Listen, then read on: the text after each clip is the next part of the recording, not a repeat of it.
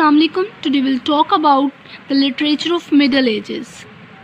While talking about the literary form of Middle Ages, सबसे पहले हम पोइट्री की उन कैटेगरीज को डिस्कस करेंगे जो कि मिडिल एजेस में बहुत ज़्यादा पॉपुलर थी, ठीक है. And after that will discuss about drama and prose of that era. So हम सबसे पहले स्टार्ट करते हैं बैलेड से.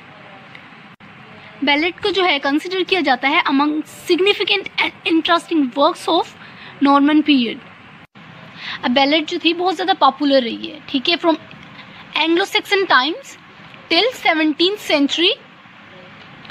बैलेड का जो है बहुत ज़्यादा एक ट्रेंड रहा है और इंग्लैंड में ये कॉन्टीन्यूटी में प्रोड्यूस होती रही है, ठीक है. अब बैलेड में जो है हम स्टोरी के बारे में बात करते हैं रेदर देन फीलिंग्स.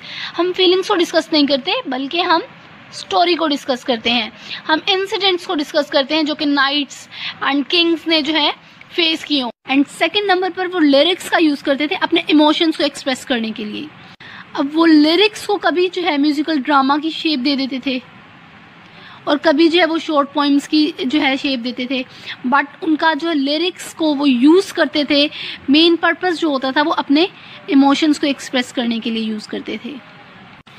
जब हम मिडिल एजेस की लिरिक्स के बारे में बात करते हैं तो they are considered more poetical than ballads and even more interesting than the romance. When we'll get through the lyrics of that era, we'll came to know about their sorrows and happiness. For example, एल्सन जो है 13th century में lyrical form में लिखा गया एक melodious love song है. When you will read that, you would appreciate it. अब third number पर हम बात करते हैं रोमांस की, ठीक है. रोमांस जो है इंग्लैंड में इंट्रोड्यूस किसने करवाया था? फर्स्ट ऑफ ऑल तो ये क्वेश्चन रेज होता है कि ये इंट्रोड्यूस किसने करवाया. रोमांस को इंग्लैंड में इंट्रोड्यूस करवाने वाले नॉर्मन्स थे, ठीक है. After being introduced all other literary forms were overshadowed by it. And romance में जो स्टोरी होती है ना वो मोस्टली जो है लव को डील कर रही होती है, and that love might be of a soldier towards it's Motherland, या फिर वो किसी और कैटेगरी का भी हो सकता है, ठीक है. एंड सेकेंडली एग्जेजरेशन होती है, ठीक है, किस चीज़ की? Romance. Either it may be of romance और लाई. ओवर एम्फसाइज करते हैं वो रोमांस पर, ठीक है. अब हम बात करते हैं उन फॉर्म्स एंड सब्जेक्ट की जिनके थ्रू मिडिल एजेस में रोमांस को रिफ्लेक्ट किया जाता था. लव जो होता था इट माइट बी रिलीजियस और चिवलरिक, ठीक है. अब नाइटली और सेकेंडली वो नाइटली एडवेंचर्स को डिस्कस किया करते थे. And the poems might be in series और इन रैम्बलिंग फॉर्म, ठीक है. रैम्बलिंग मीन्स इर्रेगुलर, मीन्स जब जिस तरह का मूड हुआ उसी टाइप की उन्होंने पोइट्री जो है प्रेजेंट कर दी. सेकेंड फॉर्म ऑफ लिटरेचर जिसके बारे में हम बात करेंगे दैट इज प्रोज. अब प्रोज होता क्या है? अनलाइक वर्स, प्रोज जो है एक ऑर्डिनरी राइटिंग होती है, ठीक है. Pros writing was developed in the last stages of medieval era.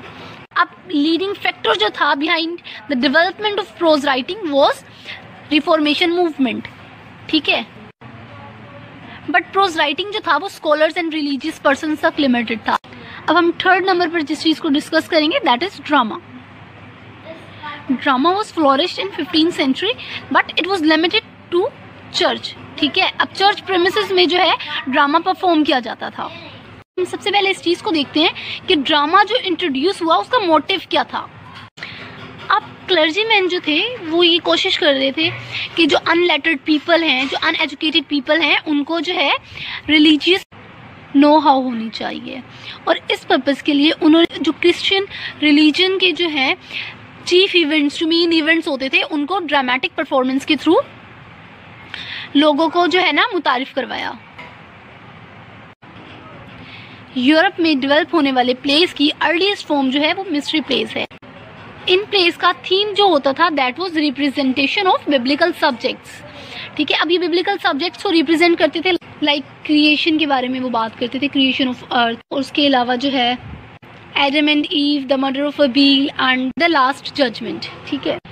इनके जो ऑथर्स होते थे they were priest and monks. And these plays reached the height of popularity in the 15th century. Miracle place, अब miracle place को Saint place भी कहा जाता है. इन प्लेज में वो life and actions of cents को डिस्कस करते थे, स्पेशली उन एक्शंस को जो है हाईलाइट किया जाता था जो एक पर्सन को जो है सेंट बना रहे होते थे, ठीक है, जिनको अडॉप्ट करने के बाद एक आम बंदा जो है वो सेंट बन जाता था। These plays may be real और फिक्शियस, ठीक है। अब ऐसा नहीं कहा जा सकता कि वो बिल्कुल एक अथेंटिक प्लेज होते थे, वो अथेंटिक स्टोरीज होती थी, वो कॉम्बिनेशन होता था। दे मे बी रियल और fictitious. Few of the surviving plays were about Saint Nicholas and Virgin Mary. And उस टाइम का जो एक बहुत ज़्यादा पॉपुलर प्ले था that was Saint George and the dragon, ठीक है। Now coming towards morality plays, ठीक है। अब मोरालिटी प्लेज को जो है पर्सोनिफाइड वर्च्यूज़ की फॉर्म में जो है डिपिक्ट किया जाता था, प्रेजेंट किया जाता था। एंड इन प्लेज में स्ट्रगल ऑफ सोल के बारे में बात की जाती। एंड इन प्लेस को इस तरह से डिज़ाइन किया जाता था कि व्यूअर्स सीख सकें कि किस तरह से अपनी लाइफ को जो है according to the teachings of church गुजारना है। एंड 15 to 16th सेंचुरी में इन्हें बहुत ज़्यादा पॉपुलैरिटी मिली। अब हम बात करते हैं कैरेक्टरिस्टिक्स के बारे में, ठीक है। जो लिटरेचर उस टाइम में मिडिवल एरा में जो लिटरेचर एग्जिस्ट कर रहा था उनकी जो है कैरेक्टरिस्टिक्स आखिर क्या थी। सबसे जो मेन कैरेक्टरिस्टिक थी दैट वाज ओरेलिटी। अब मोस्टली वहाँ के जो लोग थे दे वर अनएजुकेटेड, ठीक है, they were unable to read and write, but उनके पास एक जो है स्पेशलिटी ये थी कि वो जिस चीज़ को सुनते थे they have the ability to learn that by heart. Keeping in view that thing, authors जो थे वो पब्लिकली संग करते थे, अपनी राइटिंग्स को वो पब्लिक में जो है सुनाया करते थे ताकि जिन लोगों को ये याद रह जाए उनकी राइटिंग्स वो अपकमिंग जनरेशन्स को ट्रांसमिट कर सकें। अब मिडल एजेस के जो वर्क हैं उनमें जिस चीज़ का आंसर जो नुमाया है that was the values of Christianity and life of cents. अब जो थर्ड कैरेक्टरिस्टिक थी उस टाइम की लिटरेचर की that was imitation. Already known stories को वो रिटेल करते थे एंड मोस्टली जिन स्टोरीज़ को वो रिटेल करते थे दे वर एपिक्स, क्योंकि एपिक्स जो थी बहुत ज़्यादा इन्फ्लुएंस रखती थी उस टाइम के लोगों पर। एंड फोर्थ नंबर पर चिवलरी जो है बहुत ज़्यादा रिफ्लेक्ट होता था उनके वर्क्स में। बिहेवियर ऑफ नाइट को डिस्कस करते थे कि एक किंग को किस तरह से होना चाहिए, ठीक है, एक मैन को किस तरह से वुमेन को ट्रीट करना चाहिए, ठीक है। सेकंड नंबर पर वो बात करते थे, मतलब चिवलरी में जो सेकंड नंबर पर वो जिस पॉइंट पे बात करते थे वो ये होता था कि वो मिसफॉर्च्यून्स को किस तरह से जो है एक नाइट ने डील किया, वो इन बारे में बात करते थे। और किस तरह से जो है एक इंसान जो है गुड सोल्जर और गुड हस्बैंड बनता है, एक जेंटलमैन बन जाता है, एक आम बंदा किस तरह से जो है जेंटलमैन बनता है। And the next point is epic. Travellers जो होते थे वो अपने एडवेंचर्स को डिस्कस किया करते थे। सेकेंडली वो हीरोइक सिचुएशंस को डिस्कस किया करते थे in which they were involved. Fables and tales को डिस्कस किया करते थे अपने फ्री टाइम में, ठीक है। मतलब वो एक शॉर्ट गैदरिंग जैसे एक ब्रेक होती है किसी भी काम के दौरान, ठीक है, उसमें जो है वो एनेक्डोट्स को डिस्कस किया करते थे। एनेक्डोट्स मतलब वो जो शॉर्ट स्टोरीज जो है वो डिस्कस करते थे, वो अपने रियल इंसिडेंट्स को जो शेयर करते थे, वो सोर्स ऑफ रिफ्रेशमेंट भी हो सकता था या फिर वो एक रिलीजियस मैसेज को भी कन्वे कर रहे होते थे। बट अब ये डिपेंड करता था कि वो किस टाइप का जो है अपना इंसिडेंट जो है वो शेयर कर रहे हैं। वो पोइट्री में जो है ड्रीम विजन का यूज़ करते थे, ठीक है, मतलब वो मेंटल इमेजिनेशन को यूज़ करते हुए पोइट्री लिखते थे, ठीक है। ड्रीम विजन में वो जो है एलिगोरी यूज़ करते थे।